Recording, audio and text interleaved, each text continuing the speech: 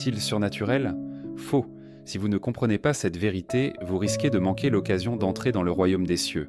Il se fatiguait, avait faim et pleurait.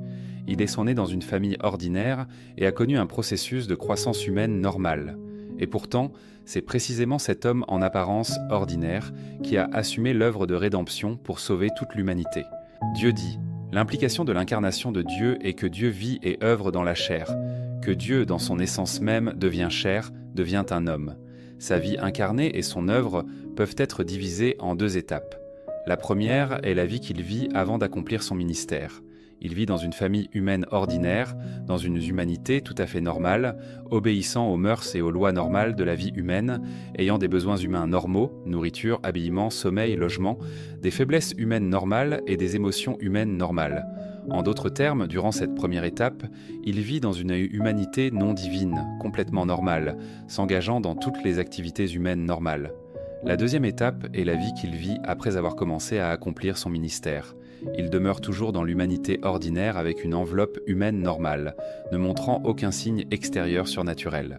Pourtant, il vit purement pour son ministère et, pendant cette période, son humanité normale existe entièrement afin de soutenir l'œuvre normale de sa divinité. Car, à ce moment-là, son humanité normale a mûri au point où il est en mesure d'accomplir son ministère. Ainsi, la deuxième étape de sa vie consiste à accomplir son ministère dans son humanité normale, alors que c'est une vie à la fois d'humanité normale et de divinité complète. Voilà le mystère de l'incarnation.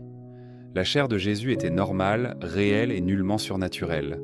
Bien qu'il ait manifesté des miracles et des prodiges dans l'accomplissement de son ministère, expression de sa divinité et révélation de l'autorité de Dieu, nous ne devons jamais en conclure que sa chair était surnaturelle.